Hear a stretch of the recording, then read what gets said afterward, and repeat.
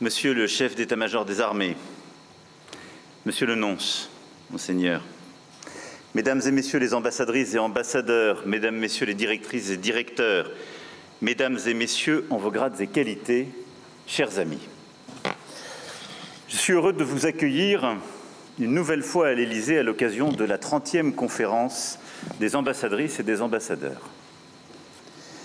Je veux bien sûr vous remercier pour le travail accompli cette année, remercier le ministre de l'Europe et des Affaires étrangères, les ministres délégués, la secrétaire générale, les directrices et directeurs, les agents du centre de crise et de soutien, l'ensemble des agents où qu'ils servent, à Paris, à Nantes ou à l'étranger. Je veux aussi bien sûr remercier nos militaires, nos fonctionnaires, de tous les autres ministères qui servent aussi chacun dans leur rôle notre pays partout à l'étranger. Je sais vos efforts au service direct de nos compatriotes, votre engagement pour la promotion de nos intérêts, nos idées, nos valeurs, avec le concours de l'ensemble des opérateurs sur le terrain. Et j'ai une pensée aussi, et beaucoup de gratitude, pour tous ceux qui sont la France aux yeux du monde et contribuent à sa réputation, son attractivité, son prestige, à commencer par les Français de l'étranger dans la diversité de leurs talents, à l'ensemble de leurs élus, consulaires et parlementaires. Et je pense aussi aux travailleurs humanitaires, bénévoles, entrepreneurs, créateurs, journalistes, chercheurs et tant d'autres. Nous nous retrouvons en janvier et non en septembre, car vous étiez mobilisés pour les Jeux olympiques et paralympiques qui ont été un succès populaire, sportif et organisationnel, un succès diplomatique aussi, dans la mesure où la France a rayonné et offert un visage éclatant au reste du monde.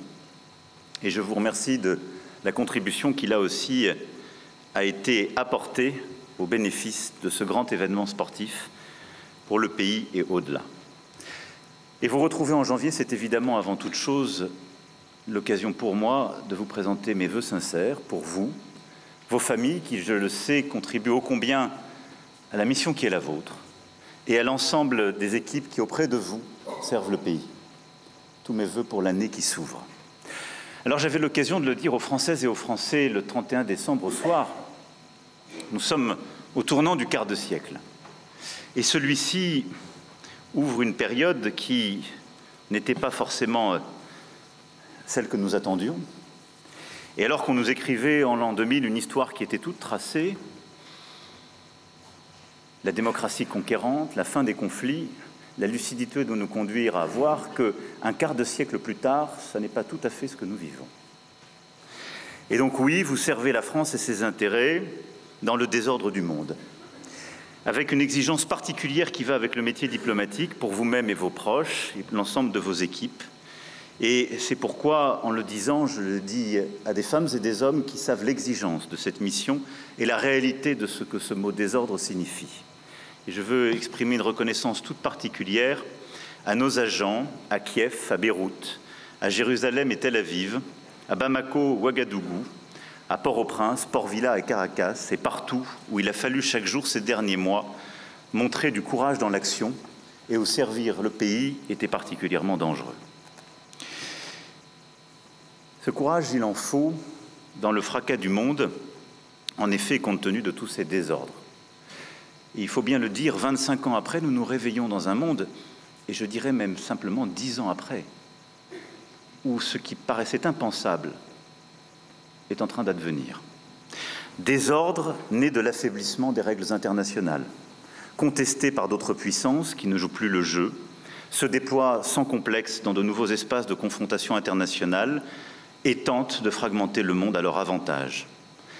Il y a 10 ans, et je salue ici la mobilisation de la diplomatie française et le ministre qui la conduisait à l'époque, nous concluions un accord historique, les accords de Paris pour le climat.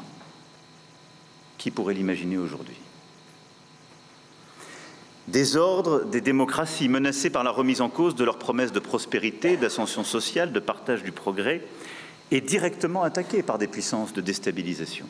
Il y a quelques semaines à peine, la Roumanie a dû annuler une élection présidentielle en raison d'ingérences et de manipulations électorales clairement attribuées à la Russie. Qui l'aurait imaginé il y a 10 ans à peine? La France a été elle-même attaquée par des ingérences inacceptables dans la plupart de ses territoires ultramarins, et tout particulièrement en Nouvelle-Calédonie ces derniers mois, par l'Azerbaïdjan, qui pensait là régler ses propres incompréhensions du fait que nous défendons le droit international et l'Arménie. Qui l'aurait imaginé ? Voilà 10 ans, si on nous avait dit que le propriétaire d'un des plus grands réseaux sociaux du monde soutiendrait une nouvelle internationale réactionnaire et interviendrait directement dans les élections, y compris en Allemagne, qui l'aurait imaginé ? C'est le monde dans lequel nous vivons et dans lequel nous avons à faire de la diplomatie. Désordre aussi des révolutions technologiques qui bouleversent nos habitudes, nos modes de vie, nos conceptions même de l'histoire.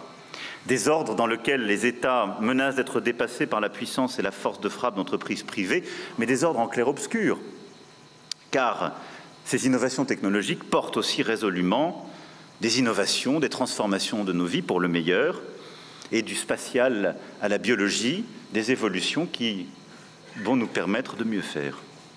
Désordre enfin des défis globaux, réchauffement climatique, dont chacun mesure chaque jour les conséquences, de l'Espagne à Mayotte, nouvelles pandémies, inégalités qui ne se réduisent pas assez, divergences de développement sur lesquelles prospèrent tous les fomenteurs de troubles, narcotrafiquants, passeurs de migrants, terroristes.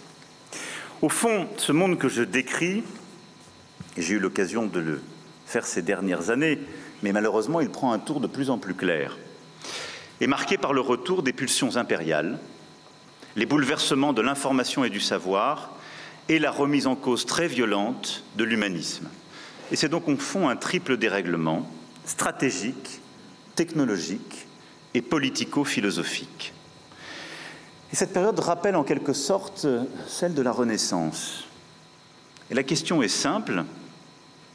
Dans cette Renaissance, quelles sont les nations qui s'en sortent ? Celles qui obéissent aux règles du monde d'avant, ou bien celles qui ont compris qu'il fallait un réalisme qui sache garder ses idéaux. Et au fond, il nous faut tout à la fois la force morale, mais la force aussi tout court. Et il nous faut sortir, à bien des égards et sur bien des sujets, d'une forme de naïveté, ou en tout cas d'usage, qui continue à avoir cours dans nos pratiques. J'ai eu l'occasion de le dire il y a quelques mois en prenant la métaphore des herbivores et des carnivores, mais nous en sommes là.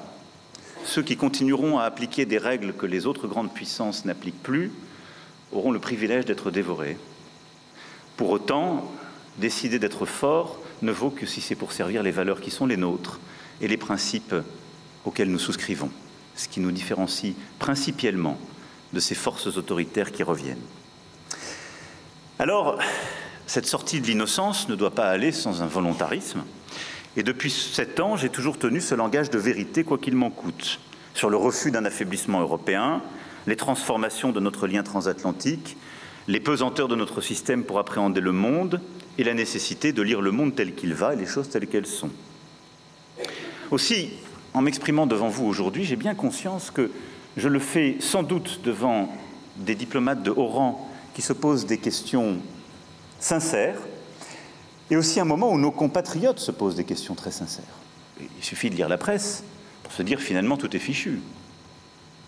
Tout est fichu. Les démocraties, c'était un idéal d'hier. Tout le monde semble être fasciné par un nouvel ordre qui vient et qui bouscule toutes les règles. Et en quelque sorte, on finirait presque par se demander s'il est nécessaire de se battre. Je crois tout le contraire. Oui, cela vaut la peine et nous avons quelques armes. D'abord, la première question que se pose beaucoup, qu'on se pose parfois à lire les chroniques et l'esprit de défaite ambiant, la France a-t-elle toujours les moyens de sa politique ? Oui. Assez simplement, la Constitution est solide et claire, nos choix le sont tout autant, et les atouts qui sont les nôtres demeurent. Les atouts français n'ont pas disparu. Notre force diplomatique, notre présence sur tous les océans, le rayonnement de notre langue, nous l'avons encore vu lors du dernier sommet de la francophonie que la France a eu l'honneur d'accueillir, sont des forces. La puissance de notre culture est là. Il suffisait de voir le monde entier venir au chevet de Notre-Dame de Paris rebâtie.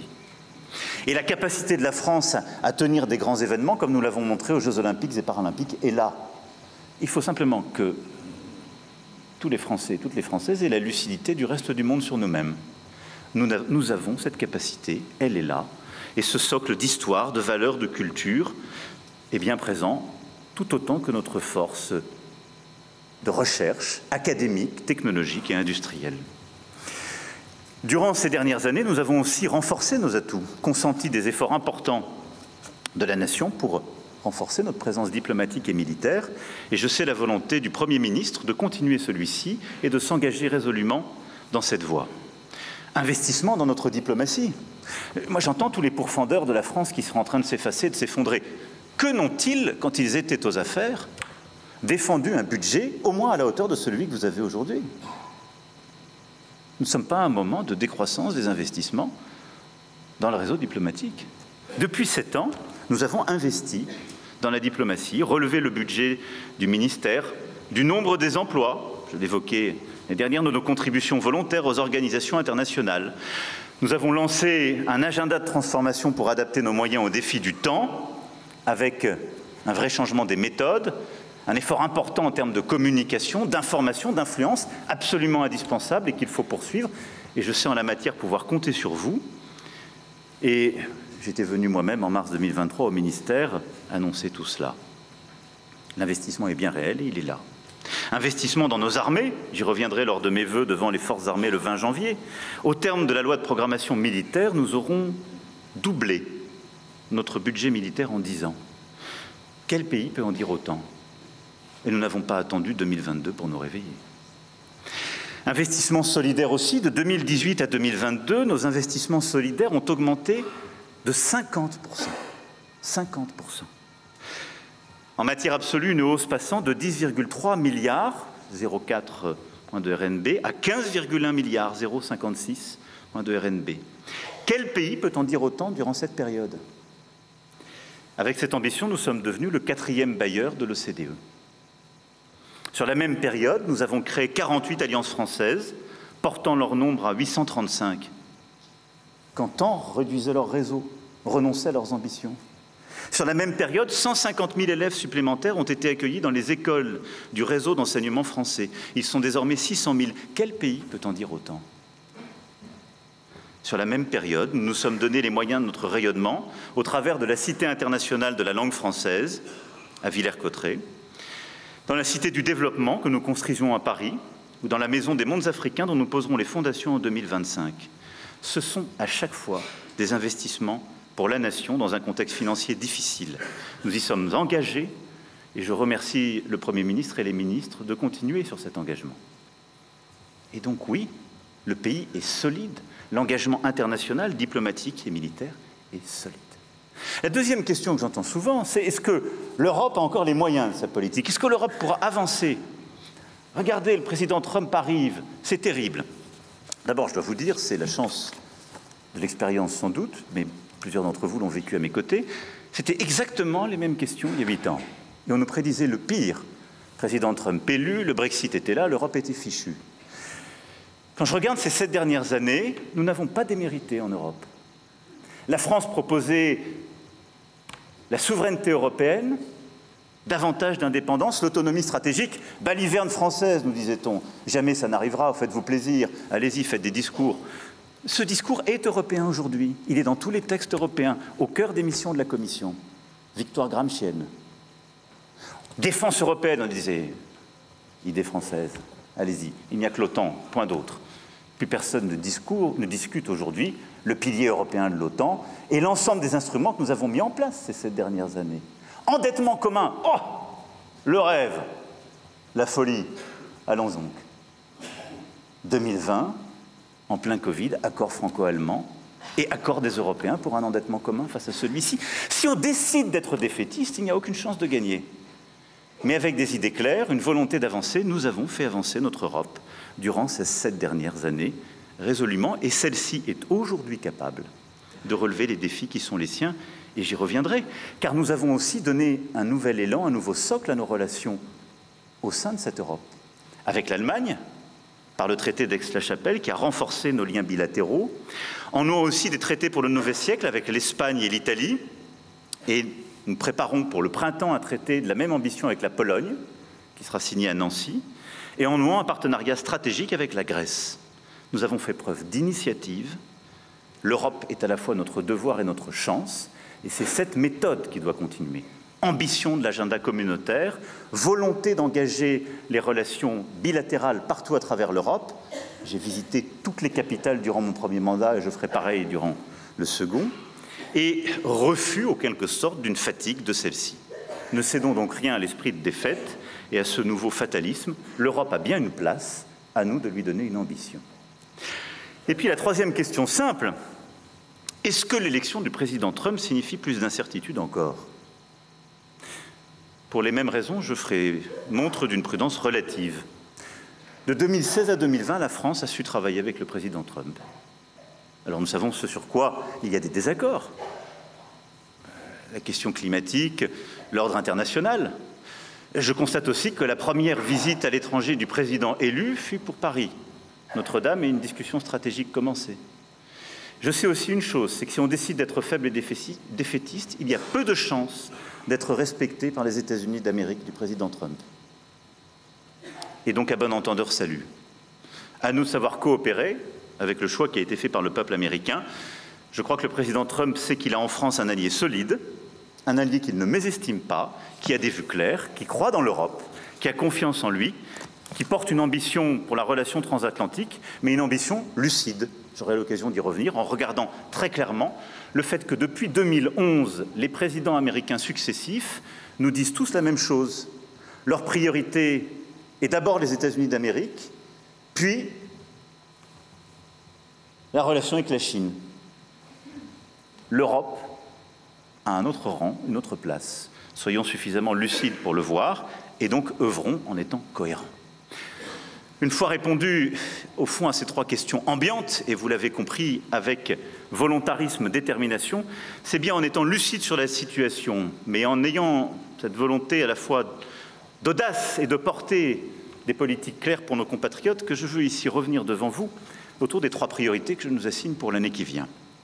D'abord, on a une mission première collective, contribuer à la sécurité de la France et des Français. La deuxième, c'est œuvrer à la prospérité française et européenne, qui est un combat existentiel. J'ai eu l'occasion de m'exprimer là-dessus il y a quelques mois à la Sorbonne, mais je voulais y revenir. Et la troisième, c'est la défense de l'ordre international et de nos valeurs, qui, je le crois, est tout à la fois la défense de nos intérêts et d'une certaine vision du monde. Contribuer donc à la sécurité de la France et des Français, c'est en effet notre priorité absolue. D'abord, face aux risques terroristes.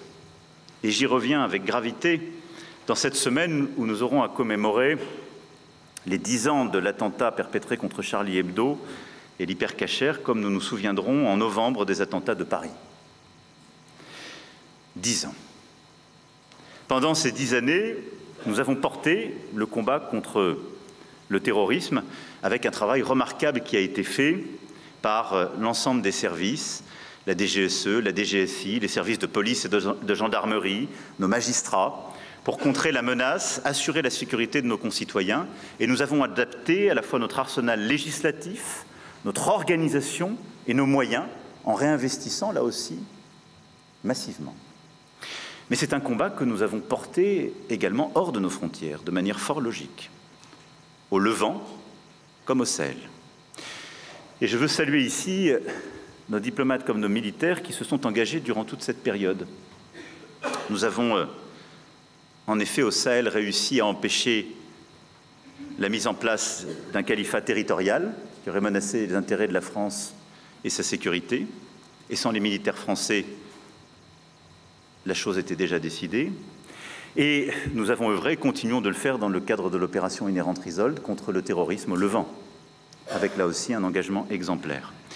Mais il nous faut, et je veux le redire aujourd'hui, alors même que nous avons été en Europe touchés encore par le terrorisme, et je pense à nos amis allemands et à l'attentat de Magdebourg, ou à nos amis américains et l'attentat de la Nouvelle-Orléans, nous savons que le terrorisme est un risque qui demeure prégnant dans nos sociétés et qui implique qu'il n'y ait aucun relâchement et une vigilance collective.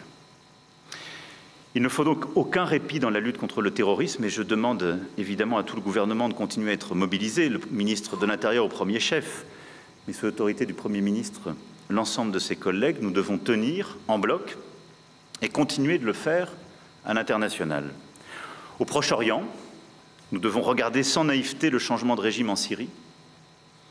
J'aurai l'occasion d'y revenir, mais nous savons aussi que c'est depuis ce sol qu'ont été conçus et fomentés les attentats de 2015, en novembre, et que des groupes terroristes continuent à agir dans la région. Et nous devons, au Levant, au Sahel, dans d'autres régions du monde où des groupes terroristes s'organisent, continuer l'extrême vigilance, la mobilisation de notre réseau, l'organisation de nos services de sécurité. Et de la Corne de l'Afrique au golfe de Guinée, en passant par le Khorasan et d'autres régions, nous savons que l'emprise des groupes terroristes continue de prospérer. En somme, la menace n'est pas derrière nous, c'est même tout l'inverse. Et notre rôle, votre rôle, est de continuer de l'avoir en tête, d'agir, de protéger nos compatriotes par cette vigilance, ce travail de compréhension et également la poursuite des alliances utiles pour lutter contre ces groupes. Et j'aurai l'occasion d'y revenir. Les guerres du Proche-Orient ne sont aussi pas des conflits lointains. Et parlant de notre sécurité, je veux d'abord me pencher sur ce théâtre. En effet, c'est tout à la fois la sécurité des Français et notre unité, compte tenu des répliques sismiques, en quelque sorte, de ce qui s'y joue, qui sont en jeu. C'est pourquoi, d'abord, notre solidarité avec Israël face au terrorisme, face à la barbarie des attaques perpétrées par le Hamas sur son sol le 7 octobre 2023 est complète et ne souffre aucune nuance. Les otages encore détenus à Gaza doivent être libérés sans plus attendre et nous continuons de nous battre pour la libération d'Ofer Calderon et d'Ohad Yalomi, nos compatriotes, comme pour la libération de tous les otages. Nous comprenons aussi la nécessité pour Israël que plus jamais le pire ne se produise et que la sécurité des siens soit pleinement garantie. C'est pourquoi, d'ailleurs, fidèles à notre amitié historique, nous assumons nos responsabilités à ses côtés et nous l'avons montré durant l'année dernière, à chaque occasion lors des attaques iraniennes ou houthis. Nous l'avons aussi montré en jouant tout notre rôle dans la conclusion du cessez-le-feu le long de la ligne bleue pour mettre fin au tir du Hezbollah dans l'intérêt du Liban comme d'Israël. Il faut aussi bien admettre que, quoi qu'on en pense, les interventions, en particulier des interventions ciblées israéliennes au Liban, en Syrie, en Iran, ont changé la donne stratégique au Moyen-Orient. Et il nous faut pour cela, collectivement, en tirer les conséquences et rouvrir la perspective d'une paix solide, durable et sûre pour tous dans la région. Cette paix-là ne peut se construire avec une réponse uniquement sécuritaire. Elle doit passer par un travail humanitaire et politique qui est sa condition absolue. À Gaza d'abord, il n'y a aucune justification militaire à la poursuite des opérations israéliennes, aux entraves délibérément mises à l'aide humanitaire et à l'état de faim et de dénuement extrême auquel la population civile est réduite. Dès novembre 2023, la France s'est exprimée en demandant clairement un cessez-le-feu et en organisant ici même la première conférence humanitaire de soutien. Notre priorité reste ce soutien humanitaire en lien avec nos partenaires de la région et le soutien à toutes les populations. Au-delà, il faut sans plus attendre qu'Israël mette fin à la guerre, admette qu'il a des partenaires pour la paix et s'engage à un règlement juste et durable de la question palestinienne.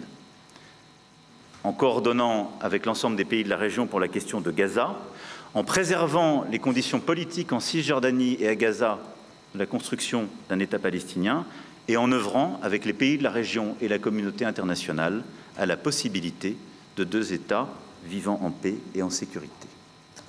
La paix est possible. L'Arabie saoudite et nos partenaires arabes de bonne volonté, la Jordanie, l'Égypte, le Qatar, les Émirats arabes unis notamment, se sont engagés sur celle-ci et la France a apporté et continue d'apporter tout son soutien.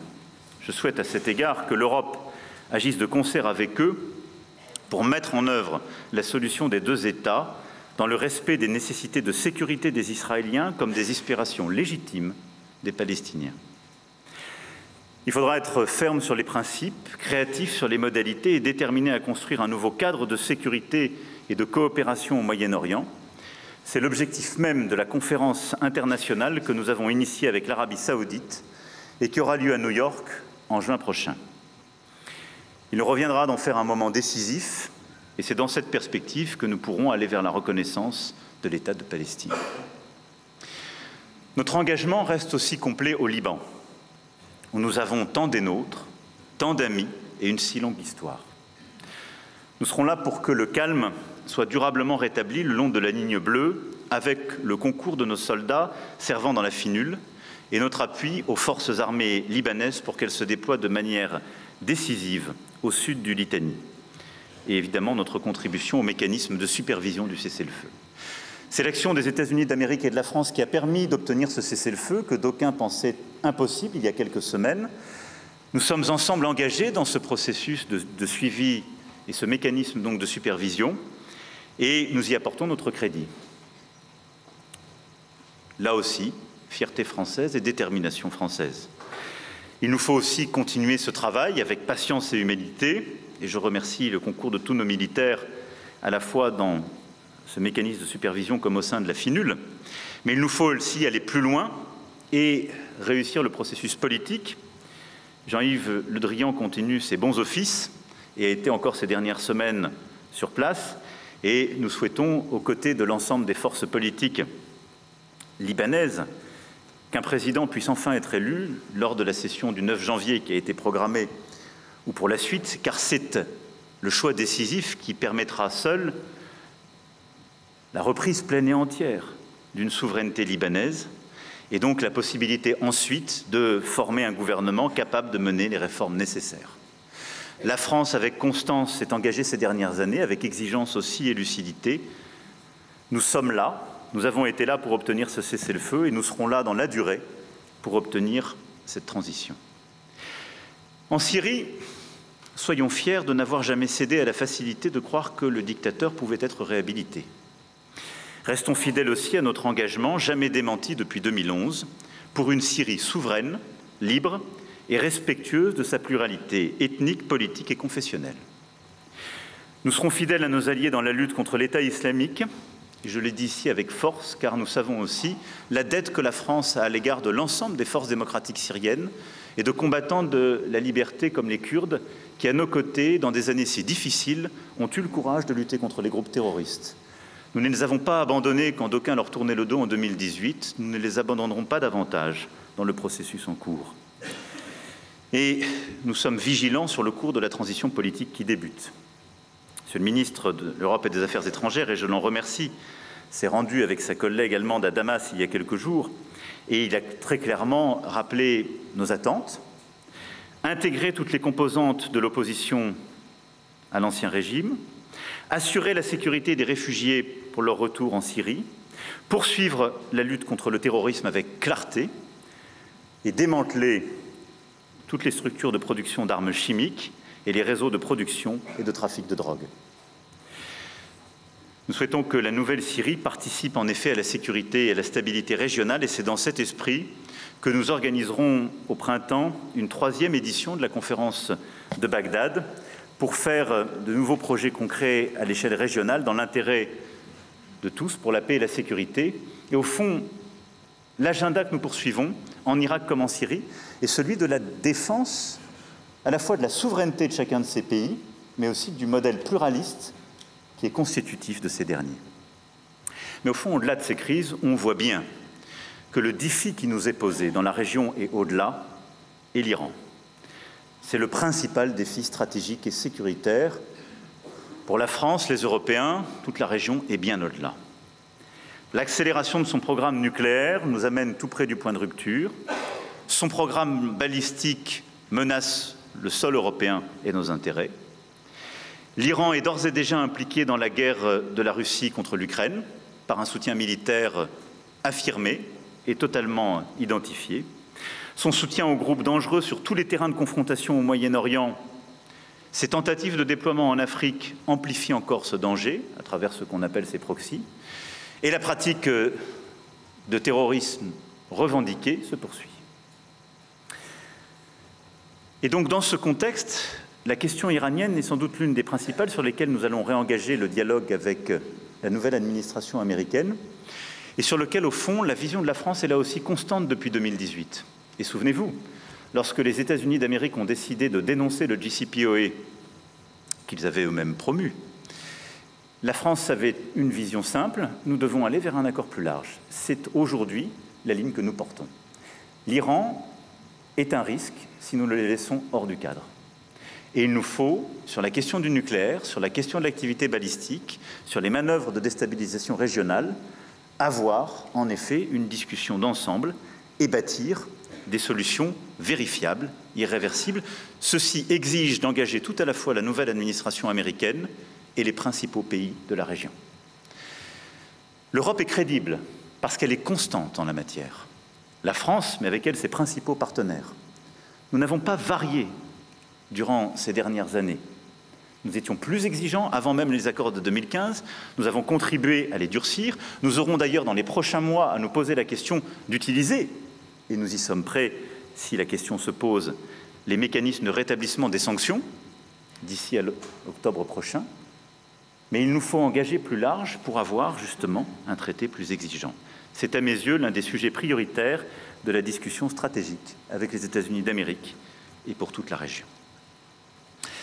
Je viens de parler de l'Iran. Notre autre grand défi sécuritaire et stratégique est bien évidemment la Russie, avec la guerre en Ukraine et au-delà. Là aussi, je le sais, une fatigue parfois se répand. Fatigue du soutien à l'Ukraine, doute qui dissout les bonnes volontés, qui met en cause les montants et le sens de notre aide. Et j'ai vu beaucoup de commentaires ces derniers mois pour dire que l'arrivée du président Trump, ce serait la fin de tout. Des solutions rapides et autres. D'abord, je veux vous dire que, là aussi, nous essayons d'être constants, et cela paye, et que nous nous sommes engagés dans la bataille diplomatique, car rien n'est jamais écrit. La France a eu organisé le premier échange entre le président Trump et le président Zelensky, ici même à Paris, en décembre dernier, qui a permis d'identifier tous les défis de ce qui s'y joue, la réalité du conflit sur le terrain et la nécessité d'apporter des réponses qui prendront sans doute un peu plus de temps qu'il n'était au début anticipé, ce qui est une bonne chose. Mais je veux ici dire pourquoi ce qui se joue en Ukraine est si important. Parce que cela concerne en quelque sorte la sécurité internationale et les intérêts très directs des Européens et des Français. La sécurité internationale d'abord, parce que se joue là un révisionnisme et un impérialisme désinhibés.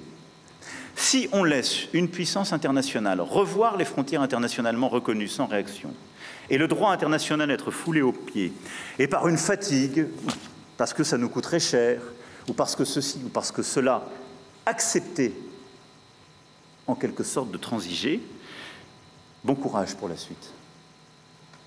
Parce que ça veut dire que simplement la crédibilité de tous sera battue en brèche. Et donc se joue là la crédibilité de l'ordre international et de ses règles. Mais surtout parce que ces dernières années, la Russie a accéléré son agressivité et aussi changé la nature de son agressivité à l'égard des Européens et d'une bonne partie de la planète. Changement radical dans son comportement en matière de doctrine nucléaire qu'elle a fortement durci dans la menace portée à ses voisins. Ça n'est pas totalement une nouveauté car nous avions vu ces dernières décennies monter la tension. Elle est maintenant beaucoup plus claire, beaucoup plus explicite. En Arménie, où la Russie, en changeant brutalement d'alliance, a soutenu les actions de l'Azerbaïdjan parce que pour la première fois, elle avait un Premier ministre avec courage qui lui tenait tête. En Géorgie, où elle a de manière évidente déstabilisé le processus électoral et falsifié ce dernier. En Moldavie, où elle a tenté la même chose, échouant. Et je salue le courage et la détermination de la présidente Maia Sandu, mais à nous collectivement d'être vigilants pour les élections législatives qui viennent dans quelques mois. Et je pourrais aussi ici reparler des élections roumaines où la Russie n'a pas été frileuse pour manipuler le processus électoral dans un des pays membres de l'Union européenne. Elle a, à travers ses essais multiples, menacé le sol européen en montrant sa capacité claire à l'atteindre avec des technologies avancées, multiplié les perturbations aussi dans l'espace cyber, et elle a de facto décidé de mondialiser le conflit ukrainien. Il n'y a qu'une puissance escalatoire en Ukraine, c'est la Russie. en associant l'Iran, comme je l'évoquais, pour produire des composantes, en ayant une approche avec beaucoup de composantes chinoises sur des structures duales, et c'est le dialogue exigeant que nous avons avec la Chine, et de facto en impliquant la Corée du Nord dans le conflit. Là aussi, qui eût cru il y a même 5 ans que la Corée du Nord viendrait s'impliquer dans un conflit sur le sol européen? Nous en sommes là et c'est la responsabilité de la Russie. Et donc, en quelques semestres, la nature du conflit a profondément changé et c'est la responsabilité totale de la Russie. C'est pourquoi ce que nous disions ici même en février dernier est sans doute encore plus vrai aujourd'hui. Nous ne pouvons pas, comme Européens, laisser gagner la Russie en Ukraine. Nous ne le pouvons pas pour l'ordre international, nous ne le pouvons pas pour notre propre sécurité. Et donc la question n'est pas de savoir si ou cela, la question est de savoir comment nous organiser pour en effet tenir dans la durée, permettre aux Ukrainiens de résister, d'être dans les meilleures conditions pour pouvoir négocier une paix durable, c'est-à-dire une paix qui sera voulue, conçue avec les Ukrainiens, et permettre là aussi de trouver les voies et moyens d'encadrer cette menace russe pour nous tous Européens. Là-dessus, n'ayons aucune illusion, et je crois qu'elle apparaît de plus en plus clairement à tous, il n'y aura pas de solution rapide et facile en Ukraine. Le nouveau président américain sait lui-même que les États-Unis n'ont aucune chance de gagner quoi que ce soit si l'Ukraine perd. Et je vais le dire de manière très simple, en quelque sorte, les quelques lignes. Aucune solution ne doit être trouvée en Ukraine sans les Ukrainiens. Aucune solution ne doit être trouvée pour la sécurité en Europe sans les Européens. Aucune solution rapide qui signifierait la capitulation de l'Ukraine ne saurait être bonne pour les Européens et les Américains. Une fois qu'on a ces principes simples en tête, il nous faut nous mettre en capacité, quels que soient les scénarios, d'apporter un soutien durable à l'Ukraine pour pouvoir résister, être dans les meilleures situations pour pouvoir négocier. Et au fond, les États-Unis d'Amérique ont à nous aider pour changer la nature de la situation et convaincre la Russie de venir à la table des négociations. Les Ukrainiens ont à mener des discussions réalistes sur les questions territoriales et eux seuls peuvent les conduire. Et les Européens ont à construire des garanties de sécurité qui seront leur responsabilité au premier rang, car c'est une réalité géographique et géopolitique. Tout ça me conduit, au fond, quand on regarde le moment, à constater ensemble que nous sommes face à un changement profond de l'environnement stratégique qui est le nôtre. La guerre en Europe, la Russie qui a complètement transformé son industrie de guerre et qui produit aujourd'hui autant que la totalité des Européens. On a fait beaucoup, on a fait cette économie de guerre, on s'en est félicité, mais nous sommes très loin de ce que nous devons faire, nous Européens. La totalité des Européens, c'est un effort de production, d'industrie de défense, de base technologique, qui est celui de la Russie. Les États-Unis accélèrent cet effort et ont des discussions stratégiques de plus en plus désinhibées. La Chine continue de produire un arsenal, là aussi dont la magnitude n'est pas à notre échelle, soyons lucides. Et donc dans ce contexte, la France a des atouts, celui d'avoir anticipé cette transformation par un réinvestissement depuis 2019, mais très clairement, il y a une accélération, une transformation de la menace et un changement profond de l'environnement stratégique qui est proliférant, escalatoire et désinhibé. Et il l'est dans tous les domaines. J'aurais pu évoquer ici, au-delà de cela, le maritime, le spatial et le cyber. Et donc il nous faut ici réagir. La France a l'arme nucléaire, une armée forte, qu'elle a réparée et qu'elle a projetée vers l'avenir avec une stratégie d'innovation. Nous avons une alliance, l'OTAN, qui doit s'adapter aux menaces dans l'espace euro-atlantique sans chercher à se déployer au-delà, au risque sinon de diluer ses moyens. Et nous avons une Union européenne qui doit continuer à gagner en robustesse. Et au fond, tout ce que j'évoquais tout à l'heure, que nous avons, sous impulsion française, réussi à faire passer en Europe, ce pilier européen de la défense, c'est très bien. Mais c'est déjà pas assez. Et donc il faut aller maintenant beaucoup plus vite et beaucoup plus fort. Et donc, en quelque sorte, sur beaucoup de ces axes stratégiques, nous avons vu juste, mais il y a une telle accélération et transformation de la menace qu'il nous faut durcir notre position et aller beaucoup plus loin. Et donc, l'adoption de la boussole stratégique, la volonté d'engager davantage sur notre base industrielle et technologique de défense, le lancement de l'initiative européenne d'intervention, l'accélération de programmes industriels ambitieux, tout cela était nécessaire, il nous faut maintenant aller plus loin. D'abord avec un programme massif d'investissement européen et d'assumer une préférence européenne. Au moment où nous discutons ce fameux programme dit EDIP, je le dis très clairement, la question n'est pas de savoir s'il faut tel plafond, tel plancher, on continue à parler comme il y a 10 ans. La question est de savoir si les Européens veulent, pour les 20 ans qui viennent, produire ce qui sera nécessaire à leur sécurité ou pas. Il y a fort à parier que dans 15 à 20 ans, la priorité américaine sera leur propre défense et sera beaucoup plus autour de la mer de Chine et dans cette région qu'aux confins de l'Europe.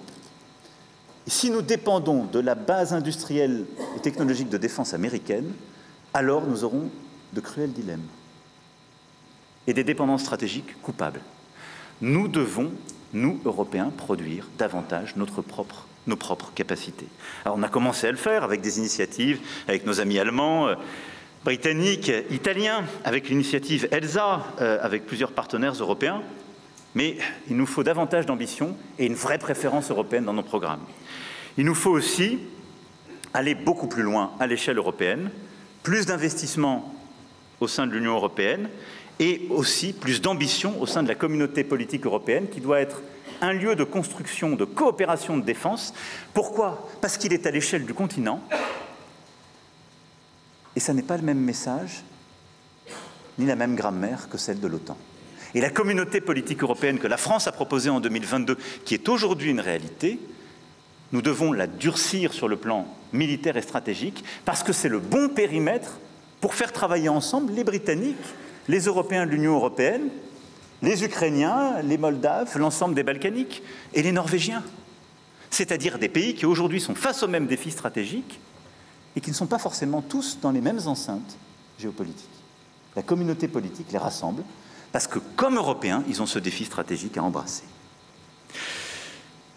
Enfin, parlant de notre sécurité, je veux ici avoir un mot pour l'immigration. Oui, protéger les Françaises et les Français, et leur sécurité, c'est protéger nos frontières. J'ai eu l'occasion, ici, à plusieurs reprises, d'y revenir, et je veux en dire un mot. En effet, l'Europe, ces 10 dernières années, a été bousculée par plusieurs phénomènes migratoires. Elle a vécu elle-même une crise politique profonde dans plusieurs pays et dans sa capacité à coopérer. Mais elle a aujourd'hui des instruments et nous avons une mobilisation collective à avoir qui doit nous permettre d'être à la hauteur de ce défi. D'abord, sous présidence française, nous avons réamorcé le dialogue européen sur la question de l'asile et de l'immigration. En effet, en prenant l'initiative d'une approche graduelle, nous sommes sortis de la crise qui bloquait complètement depuis 2015 l'avancée des textes européens et le pacte asile-migration est une avancée majeure pour les Européens en termes de capacité à affronter justement ce défi. C'est la fin de l'hypocrisie d'un système qui laissait certains en première ligne, la fin de l'égoïsme avec l'idée qu'il ne peut y avoir de cavalier seul et que chacun doit prendre sa part, la fin des postures aussi en assumant l'inconditionnalité de l'asile pour mieux garantir son effectivité et en traquant la fraude, les abus, les contournements qui rongent ce système. Et avec ce pacte, on s'est aussi doté de moyens de contrôle et d'enregistrement à l'arrivée sur le sol européen et de suivi, mais aussi de mécanismes plus efficaces de retour. C'est pourquoi la stratégie de la France, dans ce contexte, est d'accélérer la mise en œuvre du pacte asile et migration, de le compléter, de le renforcer sur les retours, d'utiliser tous les leviers européens pour favoriser la coopération avec les pays tiers et la réadmission, et en continuant à renforcer la protection des frontières extérieures de l'Union européenne. Toute cette réponse au niveau européen, c'est ce que sous l'autorité du Premier ministre et le ministre de l'Intérieur et le ministre de l'Europe et des Affaires étrangères et l'ensemble des collègues porteront dans les enceintes européennes. Nous croyons dans cette approche organisée, volontariste, et je vais être clair, j'entends parfois parler d'approches innovantes en Europe. Je serai très prudent sur ces approches, qui bien souvent ne sont pas conformes au droit européen qui est le nôtre, aux conventions que nous nous sommes données à nous-mêmes. Mais surtout, quiconque les a vues marcher, je suis très preneur. C'est pas vrai. Ce qui a été efficace en Europe, c'est ce dont je suis en train de parler, c'est-à-dire une approche européenne coopérative et exigeante. Les approches nationalistes ne marchent pas. En particulier pour la France, l'Allemagne, l'Italie, l'Espagne, qui, jusqu'à changement plus radical, ne sont pas des villes. Et donc sont dépendantes de la coopération avec les pays limitrophes. Et donc ce qui fonctionne, ce qui produit des résultats, c'est une approche européenne plus exigeante, protection de nos frontières, suivi des migrations et des flux secondaires au sein de l'Union européenne, et dialogue plus exigeant avec les pays d'origine et les pays tiers. Ce n'est pas d'aller rapatrier des gens vers des pays qui ne les ont jamais vus, ça n'est pas d'aller, en quelque sorte, brandir des menaces au droit international, c'est pas vrai. C'est ce qu'on est en train de faire, et ce sur quoi les ministres sont engagés, soir et matin, pour justement protéger les Françaises et les Français. Mais là aussi, nous devons, nous, pour nous-mêmes, être plus exigeants et plus cohérents. Et je crois qu'il faut savoir écouter les Français dans leurs exigences, ce qui me paraît de bon sens et que nous partageons. Nous voulons mieux intégrer, mieux accueillir, mais les peuples exigent de reprendre le contrôle, et nos compatriotes, au fond, ne comprennent plus que, alors même que nous avons des gens dangereux sur notre sol, qu'on veut pouvoir les expulser, ils ne sont pas repris par certains pays, à qui on devrait délivrer des visas sans exigence. Vous conviendrez avec moi que le bon sens contrevient à ce précepte. C'est parfois ce qu'on fait encore un peu. Alors, la méthode radicale et aveugle ne marche pas bien. On l'a testé dans certains pays. La lucidité, là aussi, doit nous conduire à voir qu'au fond, il faut simplement avoir un engagement extrêmement précis, rigoureux, mais qui consiste à être beaucoup plus exigeant avec les pays pour qu'ils coopèrent davantage sur ces politiques.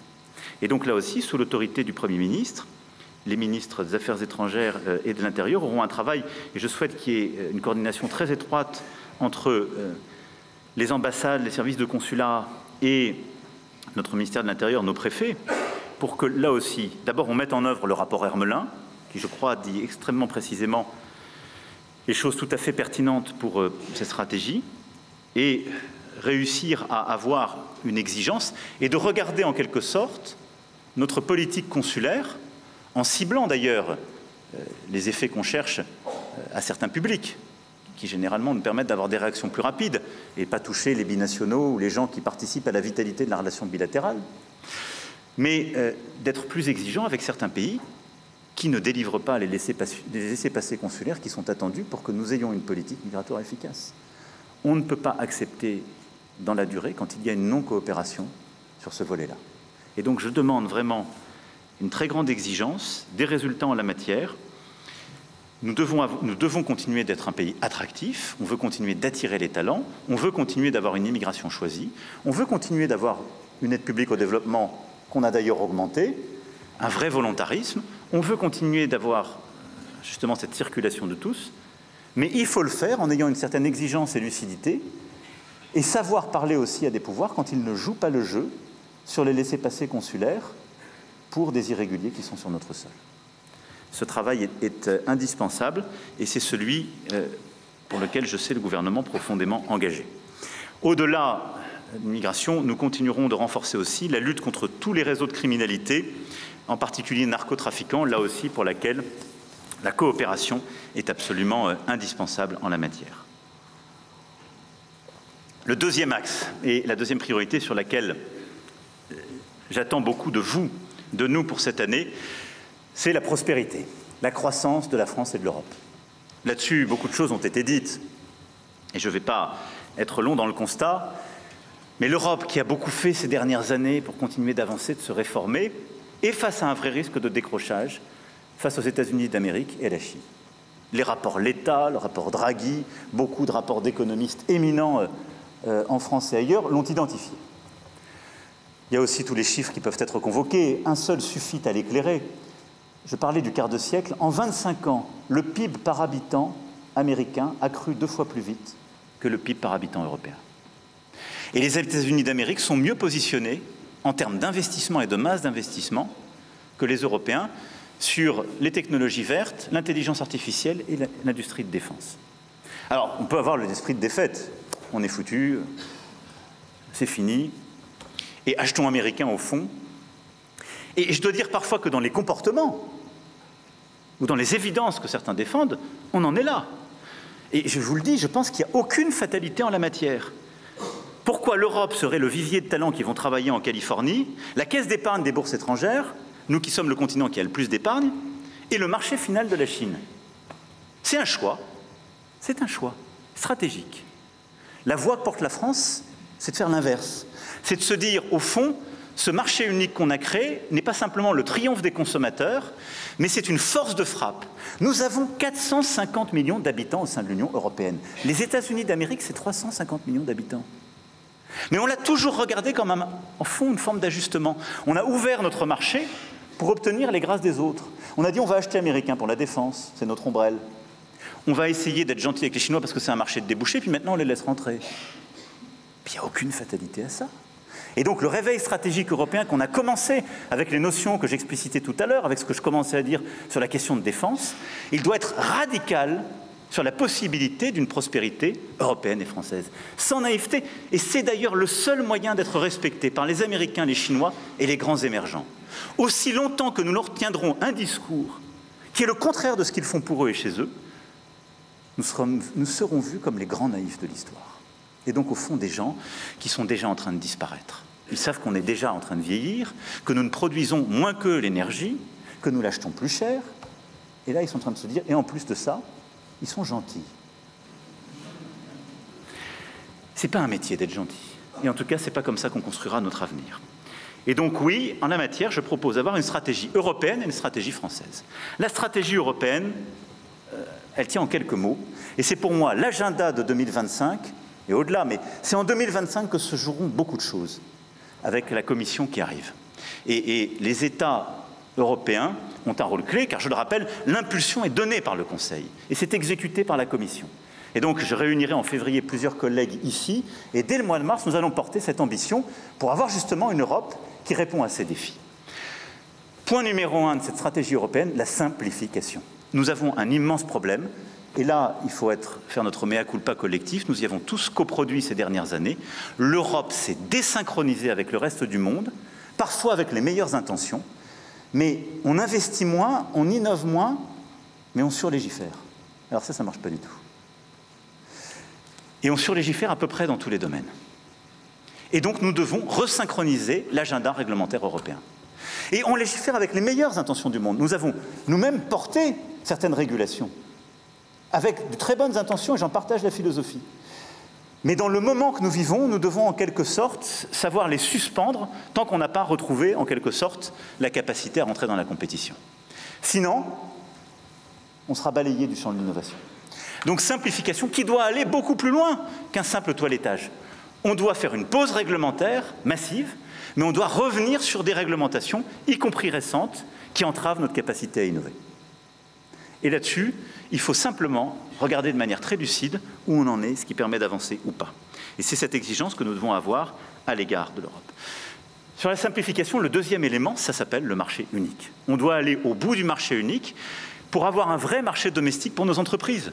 On a un levier de croissance formidable qui ne coûte pas un euro d'argent public. C'est de lever les barrières entre les 27 pays membres. Et donc, dans tous les domaines où ça existe déjà, on doit l'accélérer. Si on veut que nos start-up, nos géants, nos champions de l'intelligence artificielle soient dans la compétition internationale, il faut juste que leur marché domestique ne soit pas le marché français, mais le marché de l'Union européenne. Approfondissement du marché européen. C'est exactement la clé aussi en matière de numérique, en matière d'énergie, de télécommunications. Sur ces domaines clés, on doit casser les règles entre les 27 et les harmoniser beaucoup plus rapidement. On doit aller beaucoup plus vite sur un marché unique de l'énergie et l'interconnectivité, les interconnexions électriques.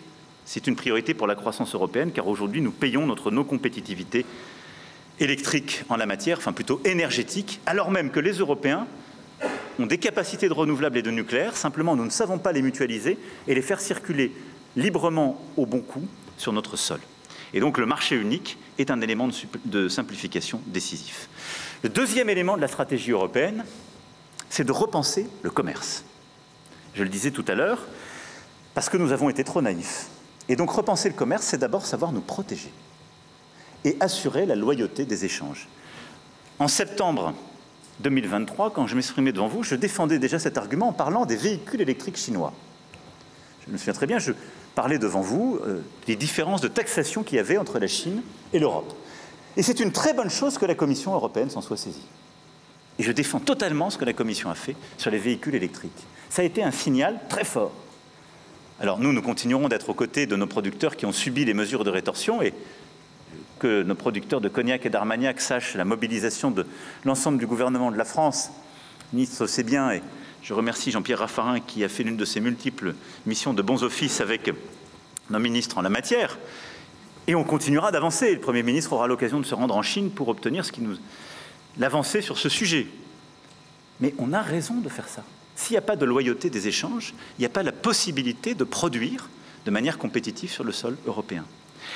Et donc, c'est simplement ce que font les Chinois et les Américains pour eux-mêmes. Donc l'Europe est commencée à rentrer dans cette dynamique. Nous devons aller plus loin et défendre un contenu européen dans notre production. Et donc sur les véhicules électriques, ça n'est pas suffisant ce qu'on a fait. Parce que sinon les constructeurs iront chercher des sous-traitants chinois et iront assembler en Europe. Mais on doit défendre dans chaque portion des grandes chaînes de valeur, eh bien, la capacité à produire européen.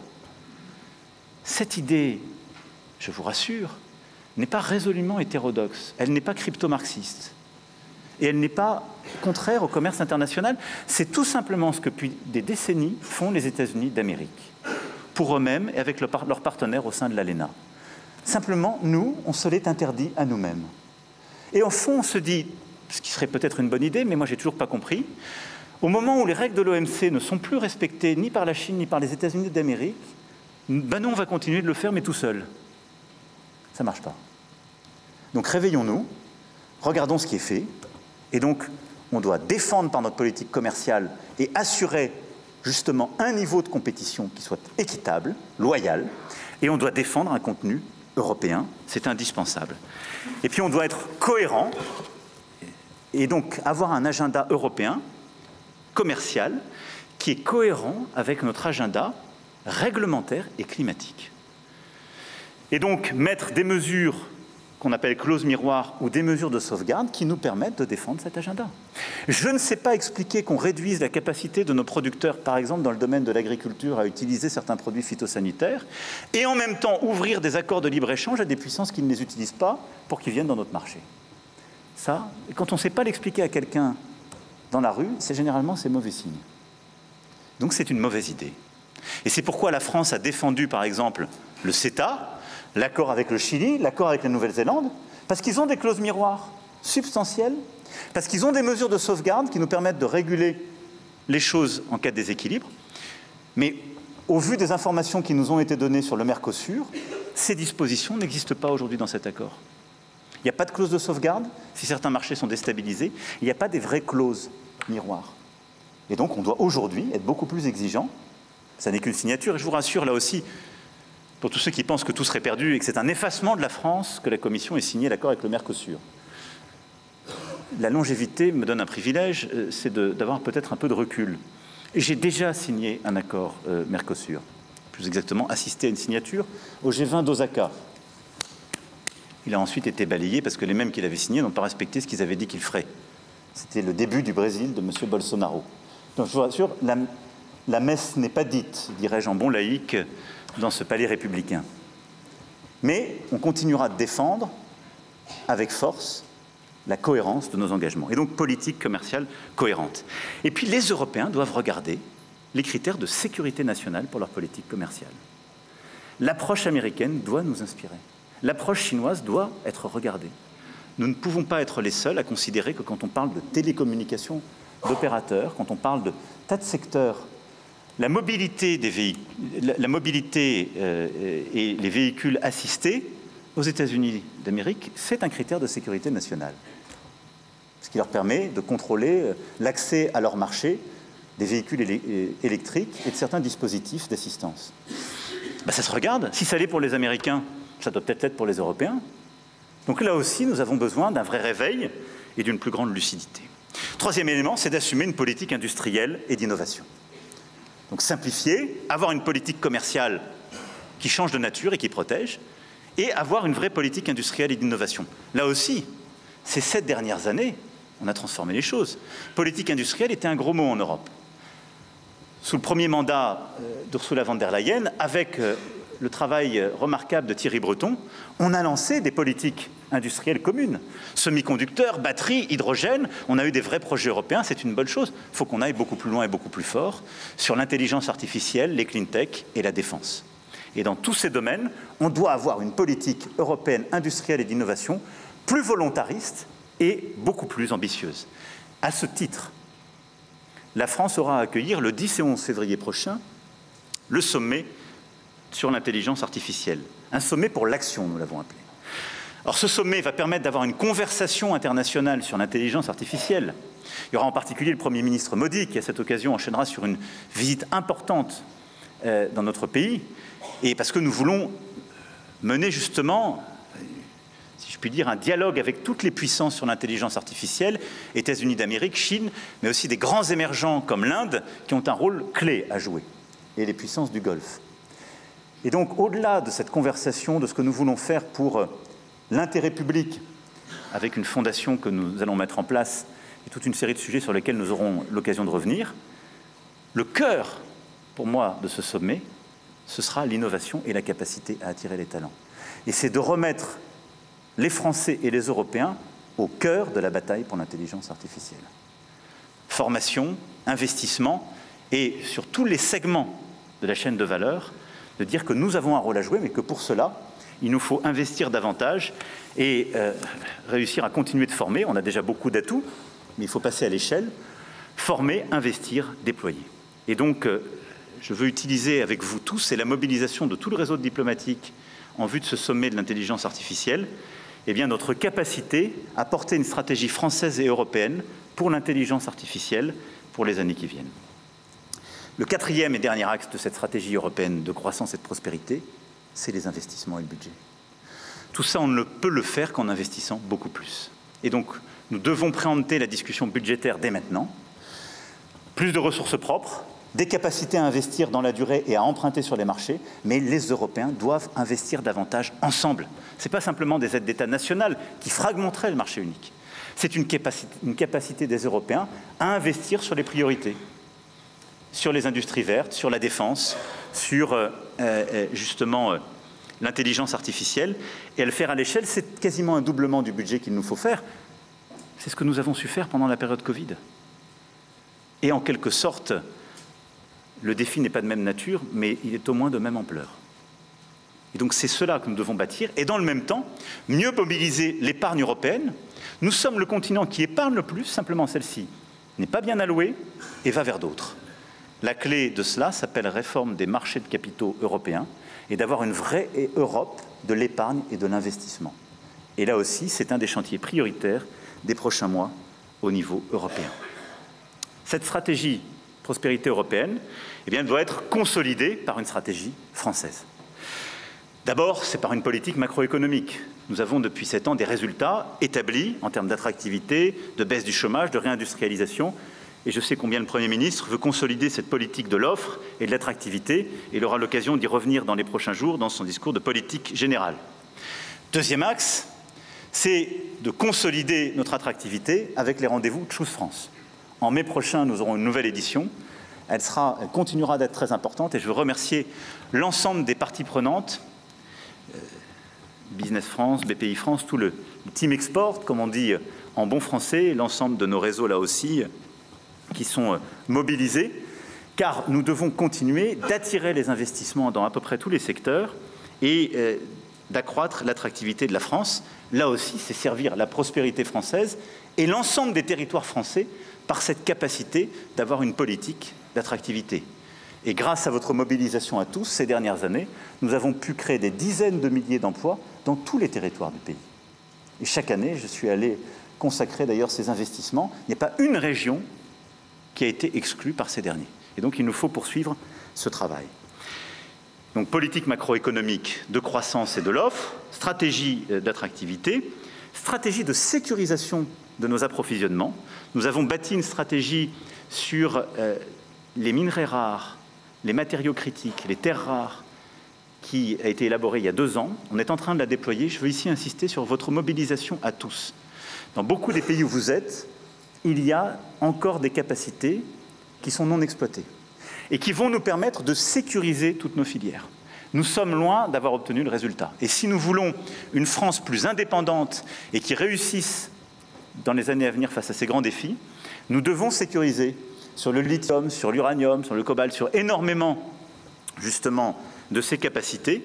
Et c'est un véritable jeu diplomatique qui a commencé il y a plusieurs années, avec une agressivité chinoise qui est connue de tous. Là aussi, nous avons su le faire ces dernières années par politique que nous avons menée à l'égard de la Mongolie, par exemple, inédite, mais qui permet des premiers résultats. L'accord que j'ai lancé par le premier voyage qui avait été fait en Mongolie a été présenté au Parlement en décembre. Et donc, de la Mongolie à beaucoup de pays de l'Amérique du Sud et de l'Afrique, nous avons des stratégies matériaux critiques, minerais rares, à poursuivre. Et vraiment, je compte sur votre mobilisation. Et je demanderai là aussi que les ministres puissent revenir sur cette feuille de route. Au-delà de ça, il faut continuer d'améliorer notre balance commerciale et de densifier notre politique d'accompagnement à l'export. Je tiendrai au mois de mai prochain un conseil présidentiel du commerce extérieur et le Premier ministre aura l'occasion avec les ministres compétents de revenir sur chacune de ces filières. Mais même si nous faisons déjà beaucoup, le bilan commercial français n'est pas bon et nous le savons. Pourquoi ? D'abord parce que nous avons une dépendance énergétique. Elle est là.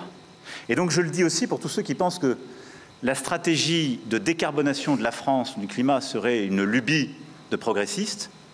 Ceux qui veulent améliorer le bilan carbone du pays et en même temps réduire sa dépendance commerciale ne devraient avoir qu'une priorité, c'est baisser notre dépendance aux énergies fossiles.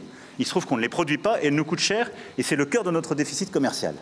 Donc tous mobilisés pour décarboner l'économie française, c'est le meilleur moyen d'améliorer la balance commerciale française. Bon, ça remet aussi les choses un peu en place. Deuxième élément, c'est qu'on a des filières où on a encore un énorme potentiel à l'export. L'agroalimentaire est tiré par des fleurons, on le sait, vins et spiritueux et quelques secteurs, mais des semences à beaucoup d'autres filières, on peut faire encore bien davantage. La filière santé, la filière énergie, la filière ville de demain et ville durable, les filières tech, etc., ont encore un potentiel à l'export qui est considérable, sur lesquels je veux qu'on organise une stratégie filière et pays, qu'on rebalaye, parce que tout ça est un travail qui a déjà été fait plusieurs fois, mais sur lequel on doit pouvoir faire encore bien mieux, compte tenu des atouts qui sont aujourd'hui les nôtres, et qu'on puisse aussi mettre tous nos instruments en tension. Nous avons augmenté notre aide publique au développement, nous avons des crédits, quels que soient d'ailleurs les instruments de l'AFD, dont je salue la mobilisation qui sont là. Je pense qu'on doit là aussi faire l'évaluation de tout ce qui a été fait ces dernières années. Et je ne peux pas dire que ce soit parfois un succès quand on voit des grands projets qu'on finance à grands frais avec des opérateurs publics français qui permettent à des opérateurs privés chinois ou autres de déployer leur offre industrielle. Là-dessus, il faut aussi qu'on resynchronise un peu les choses chez nous. Et donc, regardons le retour sur investissement pour nos propres entreprises, pour nos propres filières. Il n'y a pas de fatalité. En tout cas, je pense que dans une ère d'argent rare dans laquelle nous sommes, et nous allons continuer d'être, il est clair que nous devons mobiliser tous les canaux côté financement pour maximiser cet impact. C'est indispensable. Et puis pour réussir cela, et cette stratégie de prospérité, il nous faut diversifier nos partenariats. Là aussi, je ne serai pas exhaustif, mais je veux citer quelques points. On a des partenariats de croissance sur lesquels je veux qu'on réinvestisse. D'abord, nos amis britanniques. Nous tiendrons en 2025 un nouveau sommet franco-britannique pour une nouvelle ambition au traité de Lancaster House et renouveler notre coopération stratégique. Il n'y a évidemment pas que les sujets économiques. Et pour moi, on doit, avec nos voisins britanniques, faire encore bien davantage. Le deuxième, c'est l'Europe au sens large. Je parlais tout à l'heure de communauté politique européenne en parlant des aspects stratégiques, mais c'est un potentiel de croissance économique qu'il nous faut bien mieux mobiliser. Et soyons lucides, au moment du dernier acte d'élargissement massif que nous avons porté, la France a beaucoup moins bénéficié de l'élargissement que nos voisins allemands. Nous avons été moins bien organisés et moins volontaristes. Mais il n'y a pas de fatalité à ça. L'Europe réunie, c'est 700 millions d'habitants et donc de consommateurs. C'est un marché relativement homogène, de gens plus riches que la moyenne mondiale. C'est une terre d'expansion. Et donc je souhaite qu'au sein de la CPE, on ait aussi une stratégie de croissance de partenariat qui repose sur cette volonté de faire. L'Indo-Pacifique, au-delà des sujets stratégiques, est ce que j'ai eu l'occasion de dire ces dernières années, est évidemment pour nous une terre de priorité. Je pense qu'il y a la France, il y a une voie singulière. Depuis 2018, on a bâti une stratégie, elle est cohérente. Nous l'avons ensuite européanisée. Et c'est une stratégie qui aide à une forme d'indépendance à l'égard de la Chine, nombre d'États, sans être conflictuels. Et nous avons en quelque sorte la beauté de la tierce partie. Nous ne sommes pas inféodés aux intérêts chinois dans la région, nous y sommes présents par nos territoires ultramarins, mais nous ne sommes pas dans une stratégie de confrontation, et nous n'entendons pas y entrer, contrairement aux États-Unis d'Amérique. Nous avons un potentiel en Indo-Pacifique énorme, ce qui nous a permis d'ailleurs d'y bâtir des contrats de défense historiques.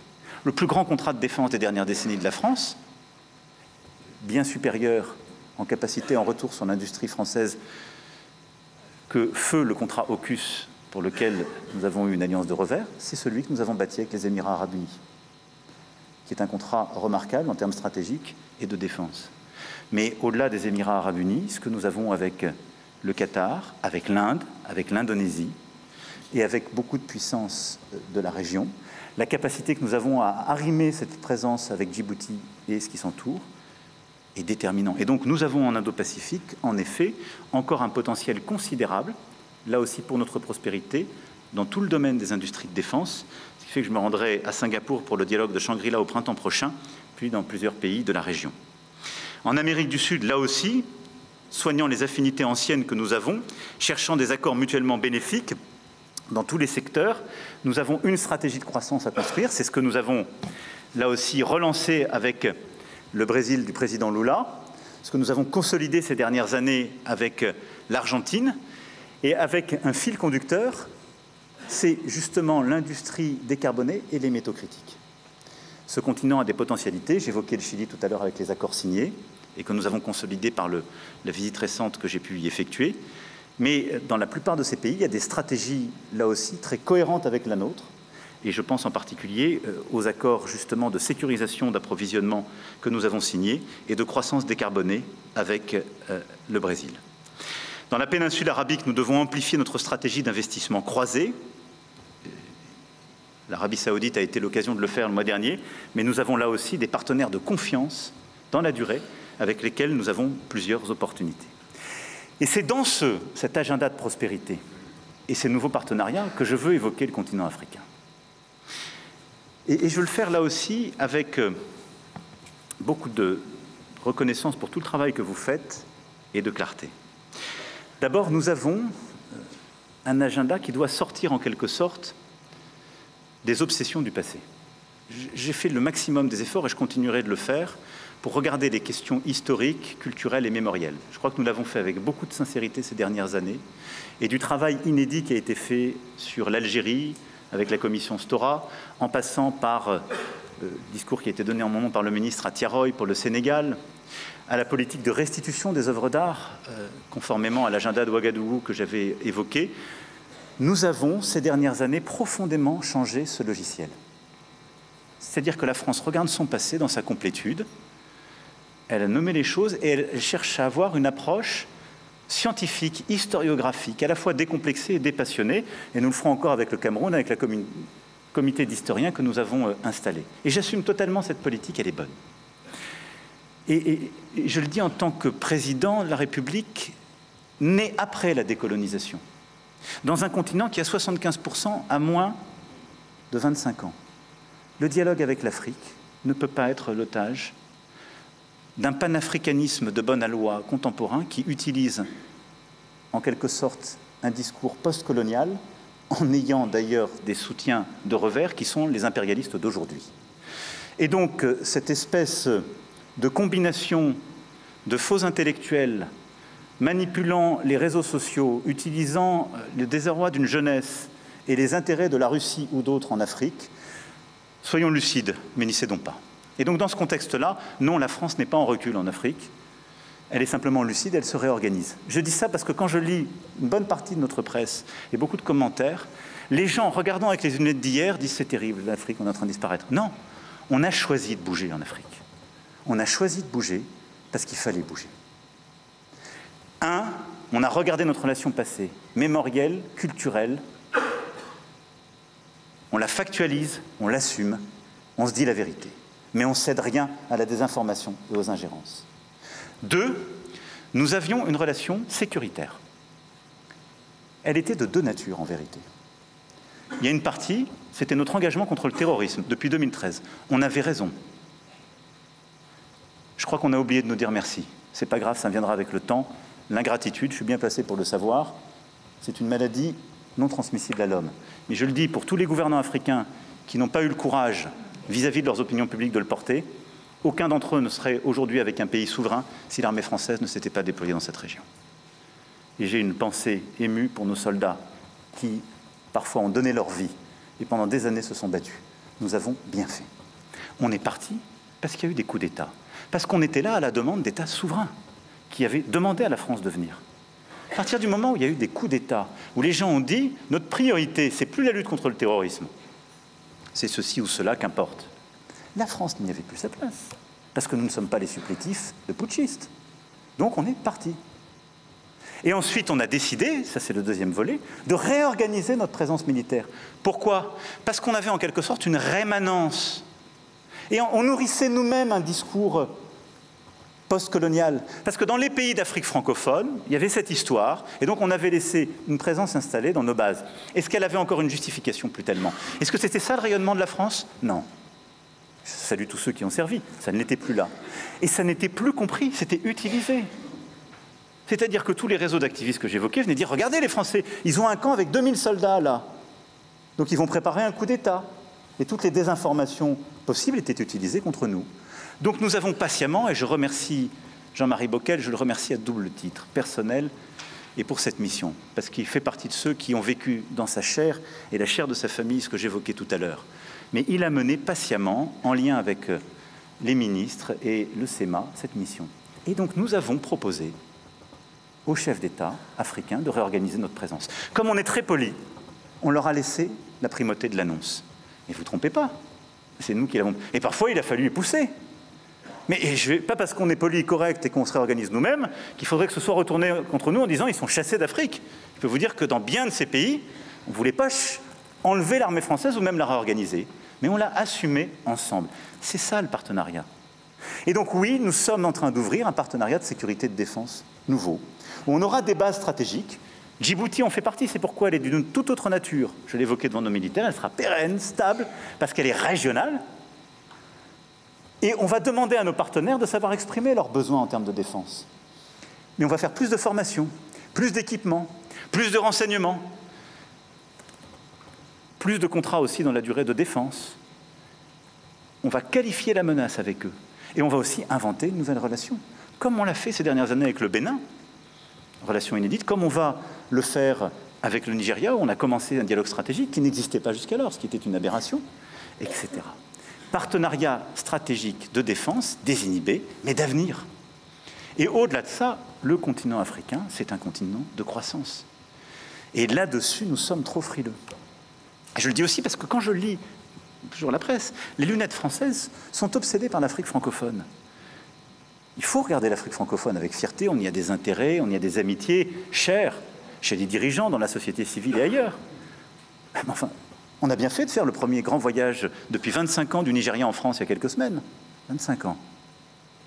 Ça n'est qu'un pays à 250 millions d'habitants. Bien fait d'aller faire la première visite au Kenya. Imaginez. On a bien fait de retourner pour la deuxième fois en Éthiopie, pays de plus de 100 millions d'habitants. D'avoir consolidé une stratégie énergétique et d'investissement avec l'Afrique du Sud. Nos lunettes sur l'Afrique ne sont plus les bonnes quand on parle de l'Afrique. C'est un continent où il y a des grands émergents, il y a des potentiels de croissance formidables. Et nous sommes en train parfois de désinvestir. Et donc il faut retrouver de l'audace, repenser nos financements. Et là-dessus, nous devons, en interministériel, repenser nos financements pour prendre plus de risques et accompagner plus de risques, repenser nos règles européennes pour qu'on ait une capacité de financement de nos grands acteurs et avoir une stratégie avec nos entrepreneurs, toutes filières confondues, beaucoup plus ambitieuse à l'égard du continent africain. Et la regarder comme un continent d'opportunités sur la question commerciale et économique, sur la question alimentaire et agricole, sur la question de l'innovation dans tous les domaines, sur la question artistique et culturelle, sur la question sportive, qui sont là aussi des domaines où nous avons des expertises, où on les a montrées au monde entier, en particulier avec les Jeux olympiques et paralympiques, et où il y a toute une stratégie export qu'on doit déployer, parce que tous les acteurs français qui ont travaillé pour nos Jeux, on veut qu'ils aillent travailler pour la Coupe d'Afrique des Nations et d'autres grandes compétitions, et que ce soit, ce faisant, une politique qui vienne en soutien avec ce qu'on fait en matière éducative et autres.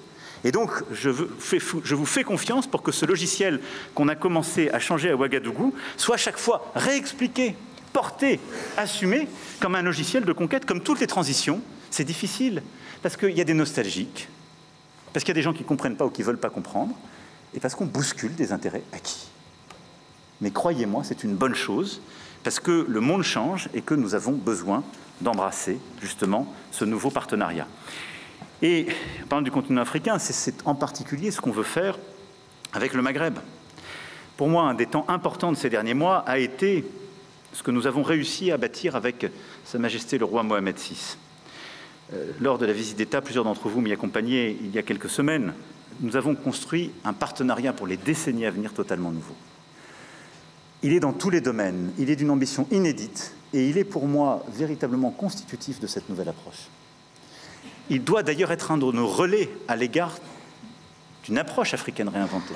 C'est-à-dire qu'on aura des projets franco-marocains sur le continent africain. Parce que c'est une autre façon aussi d'aborder ce continent et de changer le regard à l'égard de la France quand on l'aborde ensemble.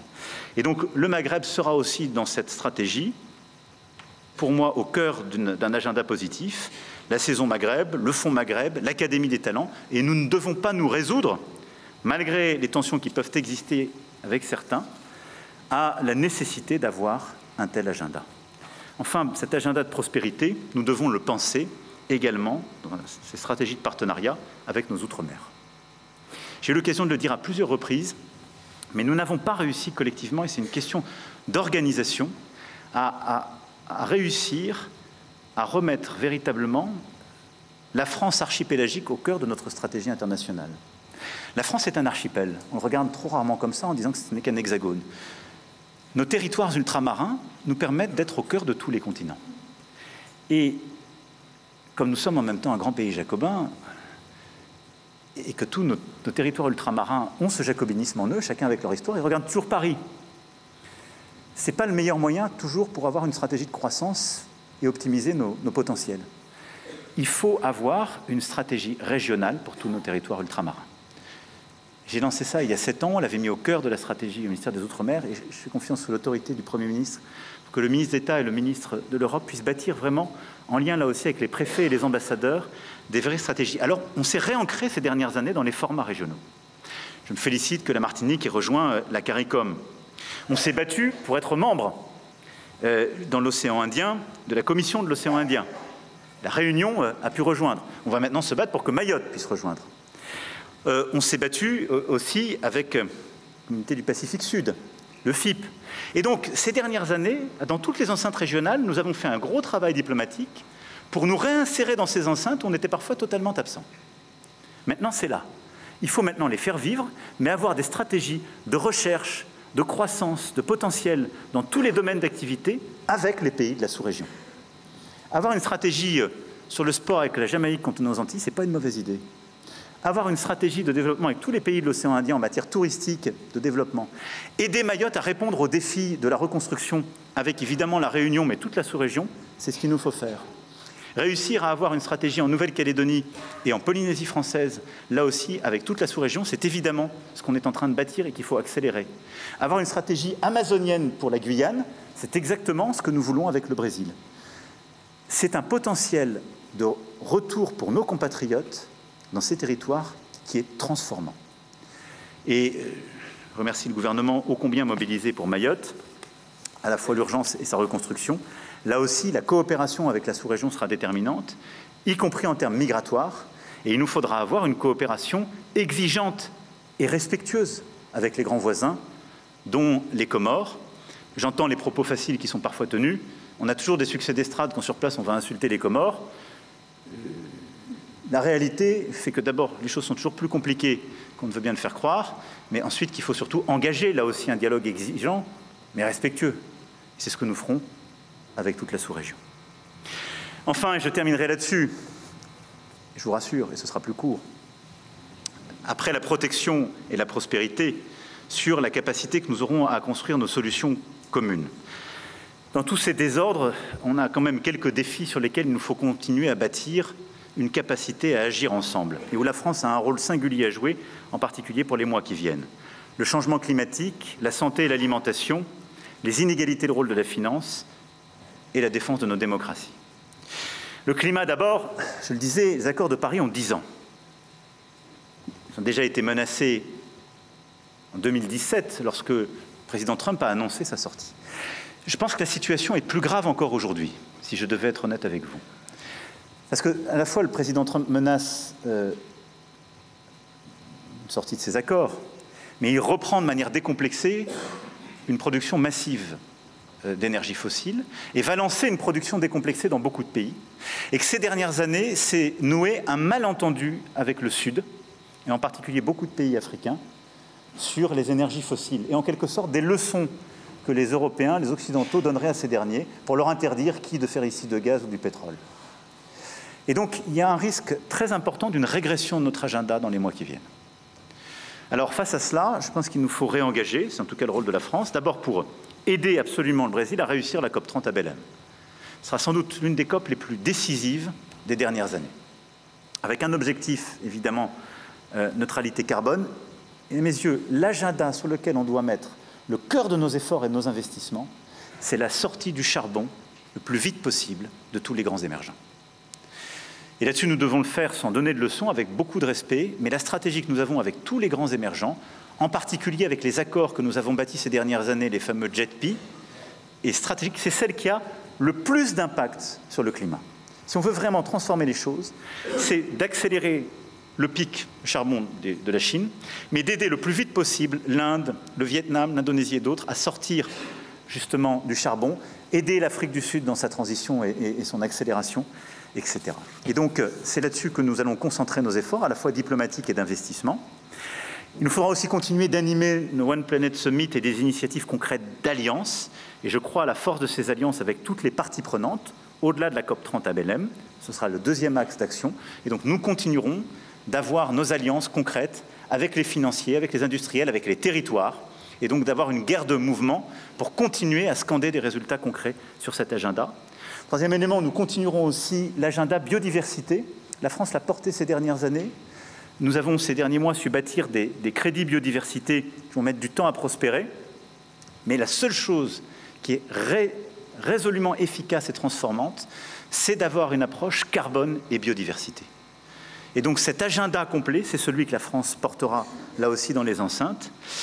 Et puis enfin, nous aurons cette année en juin à Nice à accueillir la conférence des Nations Unies sur l'océan. Et ce sera un rendez-vous extrêmement important, là aussi, pour le climat, la biodiversité et la question des océans. Parce que nos océans sont un puits de carbone déterminant, une réserve de biodiversité fondamentale, un continent de recherche quasiment à inventer, un lieu là aussi d'opportunités absolument inédit, un espace de conflictualité très fort, et donc cette conférence des Nations Unies sera un élément déterminant. Je demande vraiment la mobilisation de tout le réseau diplomatique pour cette conférence de Nice. Et nous avons quelques objectifs, on aura l'occasion d'y revenir dans les prochains mois, mais je veux simplement que vous en ayez en tête quelques-uns très clairs. On va mettre en place une organisation de recherche qui sera vraiment le GIEC des océans, et ça on en a besoin si on veut objectiver la chose. Je veux qu'on puisse ratifier le traité sur la haute mer, dit BBNJ. Ça a été un des succès français des derniers mois. Cet accord était bloqué depuis des décennies, et je félicite tous ceux qui ont contribué à ce qu'on le débloque. Mais pour qu'il rentre en vigueur, il faut que 60 pays le ratifient.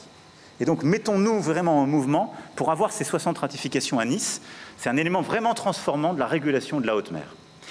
Et puis, nous devons essayer de reprendre l'effort qui a échoué à Busan ces dernières semaines sur le plastique.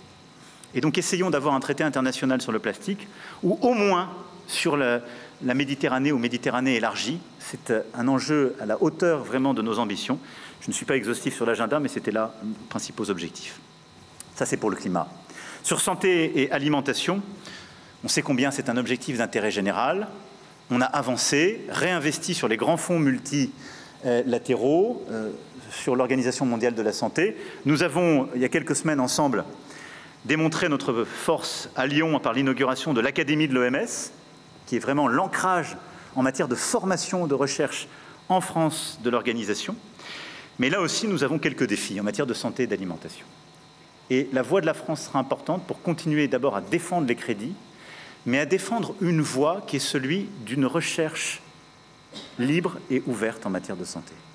Il y a un risque aujourd'hui très important dans l'agenda international, c'est celui d'une sortie des États-Unis d'Amérique de l'OMS et en quelque sorte d'une privatisation du débat. Et on le voit d'ailleurs chez certains acteurs qui commencent à revenir en arrière sur des règles, à brouiller les cartes.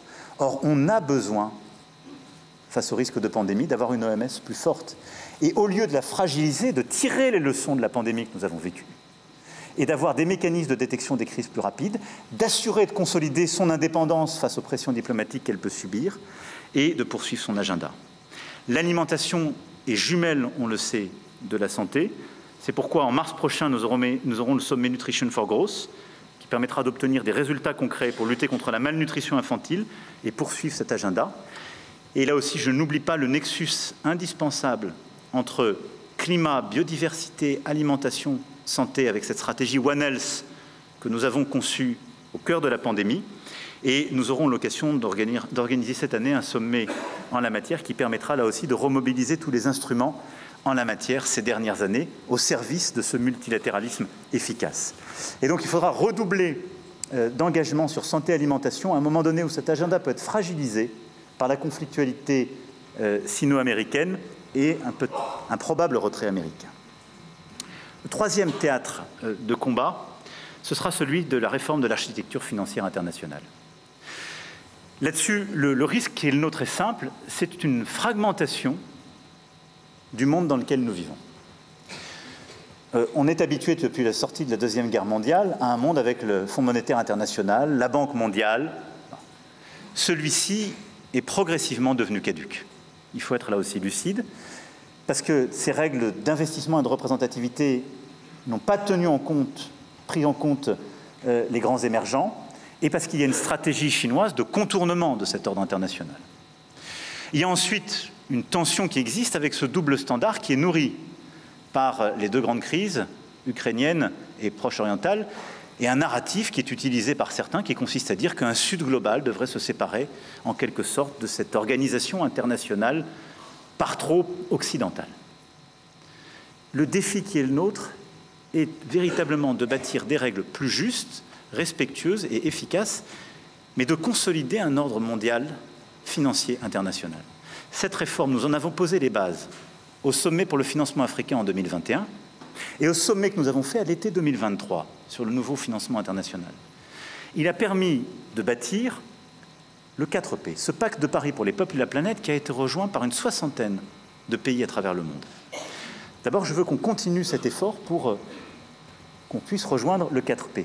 Et ensuite, on va scander les prochains mois par des initiatives concrètes. Que dit ce pacte de manière très simple? Premièrement, il ne faut pas avoir à choisir entre la question du développement des opportunités économiques et la lutte contre le dérèglement climatique et pour la biodiversité. C'est-à-dire pas de leçons à donner et on n'a pas à dire aux gens renoncez à votre croissance pour le climat dans beaucoup de pays du Sud. Deuxièmement, le chemin doit être choisi par chaque pays. Fini les grandes règles où tout le monde est habillé, si je puis dire, avec le même modèle décidé ou à Bruxelles ou à Washington ou ailleurs. Stratégie nationale, c'est ce qui préside à nos fameux JETP ou autres. Troisièmement, choc concessionnel public. Et donc on doit beaucoup mieux mobiliser nos finances communes par des réinvestissements pour les pays qui le peuvent, par la mutualisation et le meilleur travail de nos banques. C'est ce qu'on a fait avec la finance en commun, qui met en réseau la mobilisation de l'AFD et de l'ensemble de ses partenaires à travers le monde, toutes les banques de développement, les banques multilatérales et les banques régionales, et à travers ça, de donc davantage aussi mobiliser le bilan de la Banque mondiale et du FMI. Et quatrième point, plus d'argent privé, effet de levier. Ces 4 règles ont commencé d'ailleurs à percoler, puisqu'il y a une transformation qui est en cours au FMI et à la Banque mondiale. C'est celles qui nous ont conduits à proposer, puis à réussir, l'émission de droits de tirage spéciaux au FMI, puis la réallocation de plus de 100 milliards vers les pays les plus pauvres dans le continent africain. On doit poursuivre cet agenda. En donnant plus de place aux émergents, en changeant la gouvernance, l'ambition, mais l'agenda 4P est plus valide que jamais.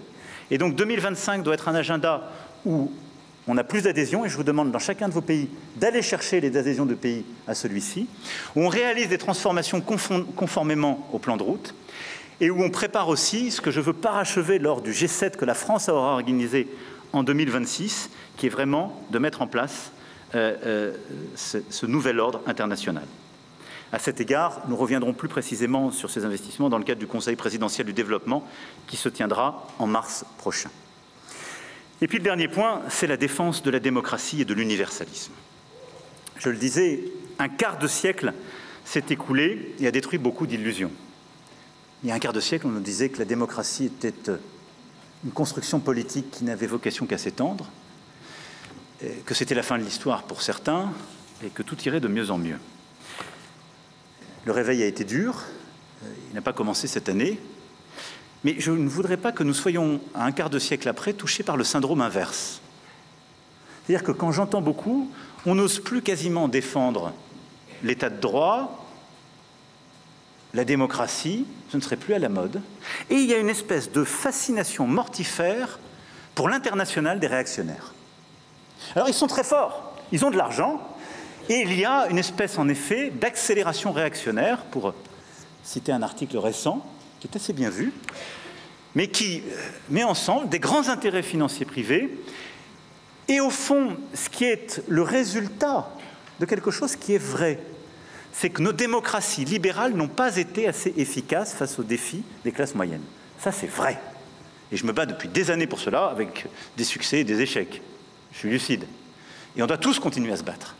Mais ce n'est pas parce que la démocratie libérale n'est pas assez efficace face à la question migratoire, face à la question de l'économie, de sa simplification, face à telle ou telle question, que les démocraties libérales ou les régimes autoritaires seraient plus efficaces. Et c'est un peu ce qui est en train de se passer. Et c'est un peu le récit que certains seraient en train de construire. Tous ceux qui pensent que, par exemple, fini le changement climatique, si on veut de l'économie, il faut simplifier, on abandonne. Je vous disais, si nous on arrête le changement climatique, on dégrade notre balance commerciale.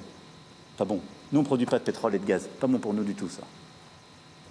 Ceux qui pensent que l'indépendance des juges, l'indépendance des journalistes, l'indépendance du monde académique, c'est une entrave à l'efficacité des gouvernements, faites un test simple. Qui a été le plus efficace pendant les pandémies? Les démocraties. C'était très dur, on s'en souvient. Tous les jours, il y avait des gens pour nous expliquer ce qu'il fallait faire. C'était très fatigant, je peux témoigner. Mais c'est ça. Il y a des scientifiques reconnus par leurs pairs qui expliquent ce qu'est la science.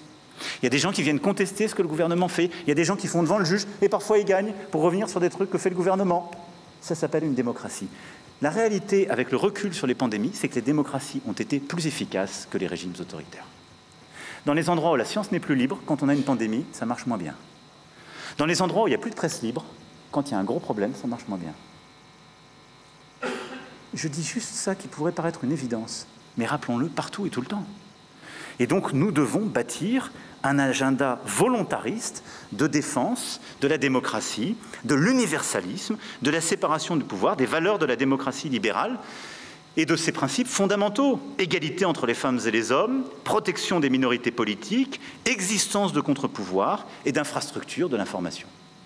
Et ça n'est pas parce que parfois nous manquons d'efficacité pour régler les problèmes que nous devons renoncer à nos principes. Au contraire. Nous devons être beaucoup plus efficaces en défendant ces principes, parce que c'est bien pour ça qu'on se bat à la fin, et que tout ce que je vous dis depuis tout à l'heure n'aurait aucun sens.